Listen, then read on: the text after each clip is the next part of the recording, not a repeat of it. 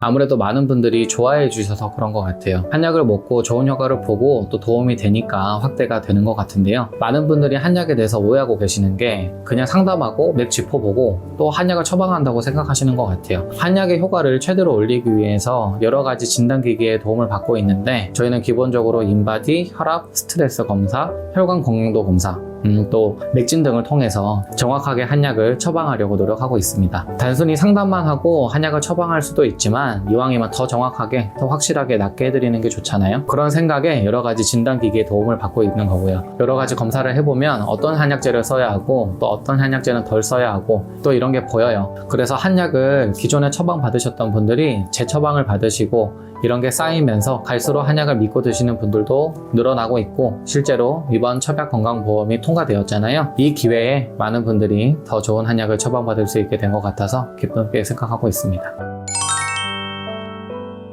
월경통의 경우 대부분의 여성분들이 다 고통받고 계시겠지만 10대에서 20대 분들의 경우 정말 흔하죠. 10대의 경우 학업적인 스트레스 때문에 더 심하신 경우도 많고요. 공부는 해야 되고 또 아랫배가 묵직해서 집중은 안 되고 더 스트레스 받고 이 악순환이 계속되는 경우가 많습니다. 20, 30대 직장인 여성분들도 마찬가지로 직장에서의 스트레스, 야근이라던가 직장 동료들로 인한 스트레스 때문에 월경통이 더 심하게 느껴지는 분들도 많은 것 같아요. 전체 가임기 여성분들의 절반 이상이 꽤 심한 월경통을 겪는다는 통계도 있습니다. 한 달에 한 번 찾아오는 생리가 일주일 넘게 이어지기 때문에 불편함을 호소하시는 분들이 꽤 많습니다. 이렇게 불편하긴 하지만 그냥 매달 찾아오는 자연스러운 거기 때문에 그냥 견디자 이렇게 생각하시는 분들도 많을 텐데 그냥 진통제 먹으면서 참는 경우가 대부분입니다. 월경통은 사실 한약으로 정말 잘 치료가 되는 질병이거든요. 월경 주기 동안 프로스타글란딘이라는 여성 호르몬이 분비되고 또 자궁이 수축되게 되는데 이때 자궁 주변 조직의 혈액순환 문제로 생리통이 발생하게 됩니다. 주로 혈액순환의 문제라고 보면 되는데요. 한의학에서는 이렇게 혈액순환의 문제를 어열이라고 보고 있습니다. 물론 어열로 인한 월경통만 존재하는 건 아닙니다. 월경통을 치료하는 한약의 경우 이렇게 혈액순환 문제를 해결해주는 형식으로 치료를 하게 됩니다. 실제로 엔세이드라고 불리는 비스테로이드성 진통제와 한약의 통증 감소를 비교한 수많은 연구 논문들이 있는데요. 이 논문들에는 대체로 진통제보다는 효과가 좋고 이상 반응도 덜 나타난다고 보고하고 있습니다. 위장이 안 좋아서 진통제를 먹으면 속이 쓰린 분들이 있잖아요. 혹은 매달 있는 월경통을 한번 치료해보고 싶다, 한약으로 도움을 받고 싶다 하시는 분들이 있으면 건강보험에 적용을 받아서 한약을 복용하시는 것도 추천드립니다. 안면신경마비는 제가 이전에도 여러 번 말씀드린 것처럼 많은 치료가 필요합니다. 후유증이 다른 곳이 아니라 얼굴에 나타나기 때문에 정말 신경이 많이 쓰여요. 그래서 이런 안면마비에는 골든타임이 있고 이거를 놓치지 않는 게 중요합니다. 늦어도 2달 안에는 충분한 치료를 다 받아야 되고 이걸 위해서는 저는 침치료뿐만 아니라 양약치료 중에서 스테로이드제, 항바이러스제 이런 것도 같이 복용하라고 말씀드려요. 침치료만 받겠다고 하셔도 한번 고민해 보시라고 합니다. 이유는 다른 게 아니고 후유증을 최대한 낮춰야 되기 때문이에요. 이미 여러 논문이나 연구 결과에서는 여러 치료를 병행하는 게 가장 효과가 좋다고 하고 있습니다.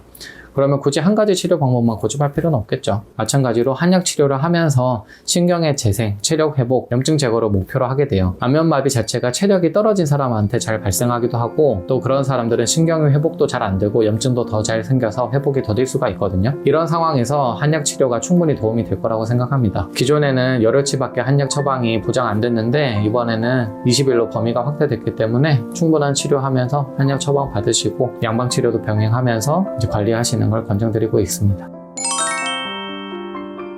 우리 흔히 중풍이라고 하는 뇌혈관 질환의 후유증 증상이 심하다면 근육이 위축되고 근육이 떨어진 경우 재활치료를 하게 되는데요. 주로 운동치료하면서 침치료도 받으시고 그런 경우가 대부분입니다. 뇌혈관 질환 후유증이라고 하면 대표적으로 운동 능력이랑 감각이 떨어지는 경우가 많은데 근육이 위축돼서 근력도 떨어지고 감각도 잘 느껴지지 않게 되는 거죠. 그리고 발음이 부정확해진다거나 의사소통이 잘 안 된다거나 하는 문제가 생길 수도 있습니다. 이 뇌혈관에 문제가 생겼기 때문에 인지 기능이 저하될 수도 있어요.